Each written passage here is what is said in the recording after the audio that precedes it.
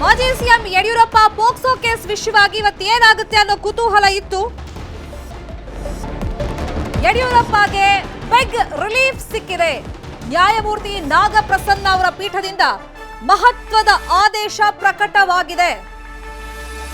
ಪ್ರಕರಣ ರದ್ದು ಮಾಡಿದ್ರಿಂದ ಬಿಎಸ್ವೈ ಸೇಫ್ ಆಗಿದ್ದಾರೆ. ಬಿಎಸ್ವೈ ವಿರುದ್ಧ ಕ್ರಮವನ್ನ ಕೈಗೊಳ್ಳಬಾರದು ಅಂತ ಹೇಳಿ ಕೋರ್ಟ್ ಸೂಚನೆಯನ್ನ ಕೊಟ್ಟಿದೆ. ಅಪ್ರಾಪ್ತೆಗೆ ಲೈಂಗಿಕ ಕಿರುಕುಳ ನೀಡಿದಂತ ಆರೋಪವನ್ನ ಬಿಎಸ್ವೈ ಎದುರಿಸ್ತಾ ಇದ್ರು. ಪೋಕ್ಸೋ ಕೇಸಲ್ಲಿ ಯಡಿಯೂರಪ್ಪಗೆ ಬಿಗ್ ರಿಲೀಫ್ ಸಿಕ್ಕಿದೆ.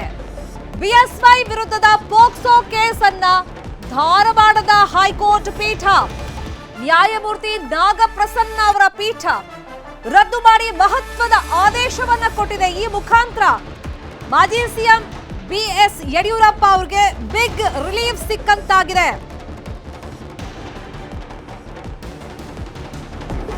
ಸದಾಶಿವನಗರ ಪೊಲೀಸ್ ಸ್ಟೇಷನ್ ಅಲ್ಲಿ ಈ ಬಗ್ಗೆ ಮಾರ್ಚ್ 14, 2024ರಲ್ಲಿ ಎಫ್ಐಆರ್ ಆಗಿತ್ತು. ಎಫ್ಐಆರ್ ರದ್ದು ಕೋರಿ ಯಡಿಯೂರಪ್ಪ ಹೈಕೋರ್ಟ್ ಪೀಠದ ಮೆಟ್ಲನ್ನ ಏರಿದ್ರು. ಅಪ್ರಾಪ್ತೆಗೆ ಲೈಂಗಿಕ ಕಿರುಕುಳ ಆರೋಪವನ್ನ ಯಡಿಯೂರಪ್ಪ ಎದುರಿಸ್ತಾ ಇದ್ರು.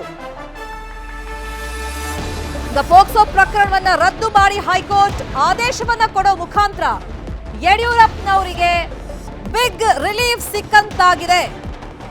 ಬಿಎಸ್ವೈ ಪರವಾಗಿ ಹಿರಿಯ ವಕೀಲ ಸಿವಿ ನಾಗೇಶ್ ಅವರು ಸುದೀರ್ಘವಾಗಿ ಈ ಪ್ರಕರಣದಲ್ಲಿ ವಾದ ಮಂಡನೆಯನ್ನ ಮಾಡಿದ್ರು.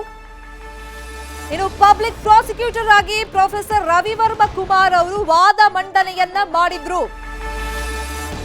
ಪ್ರಕರಣ ರದ್ದು ಮಾಡಿರೋದ್ರಿಂದ ಯಡಿಯೂರಪ್ಪ ಸೇಫ್ ಆಗಿದ್ದಾರೆ, ಇಲ್ಲ ಅಂದ್ರೆ ಬಂಧನದ ಭೀತಿ ಎದುರಿಸುವಂತ ಸಾಧ್ಯತೆಗಳಿತ್ತು. ಬಿಎಸ್ವೈ ವಿರುದ್ಧ ಕ್ರಮವನ್ನ ಕೈಗೊಳ್ಳಬಾರದು ಅಂತ ಹೇಳಿ ಸಿಐಡಿಗೆ ಹೈಕೋರ್ಟ್ ಮಹತ್ವದ ಸೂಚನೆಯನ್ನ ಕೊಟ್ಟಿದೆ.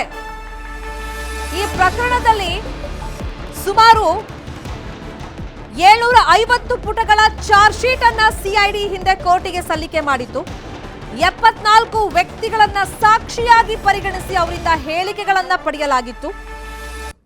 ಮತ್ತೆ ಇದು ಅಪ್ರಾಪ್ತೆಗೆ ಲೈಂಗಿಕ ಕಿರುಕುಳ ಆರೋಪ ಆಗಿದ್ರಿಂದ, ಪೋಕ್ಸೋ ಕೇಸ್ ಆಗಿದ್ರಿಂದ ಸೆಕ್ಷನ್ 164 ಅಡಿಯಲ್ಲಿ ಹೇಳಿಕೆಗಳನ್ನ ದಾಖಲು ಮಾಡಲಾಗಿತ್ತು. ಮಾರ್ಚ್ 14, 2024ರಲ್ಲಿ ಸದಾಶಿವನಗರ ಠಾಣೆಯಲ್ಲಿ ಎಫ್ಐಆರ್ ಆಗಿತ್ತು. ಪ್ರಕರಣ ಏನು ಅಂತ ಒಮ್ಮೆ ರಿಕಾಲ್ ಮಾಡ್ಕೊಳ್ಳೋದಾದ್ರೆ 2024 ಫೆಬ್ರವರಿ 2ನೇ ತಾರೀಕು 17 ವರ್ಷದ ಬಾಲಕಿ ಜೊತೆಯಲ್ಲಿ ಅವ್ರ ತಾಯಿ ಯಡಿಯೂರಪ್ಪ ನಿವಾಸಕ್ಕೆ ಹೋಗಿರ್ತಾರೆ. ಆಕೆ ಮೇಲೆ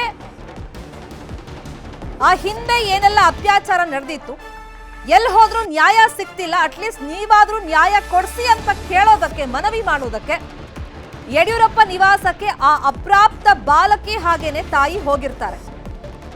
ಆ ಸಂದರ್ಭದಲ್ಲಿ ಆ ಅಪ್ರಾಪ್ತೆಗೆ ಯಡಿಯೂರಪ್ಪನವರು ಲೈಂಗಿಕ ಕಿರುಕುಳವನ್ನ ಕೊಟ್ಟಿದ್ದಾರೆ ಅಂತ ಹೇಳಿ ಆರೋಪವನ್ನ ಮಾಡಲಾಗಿತ್ತು.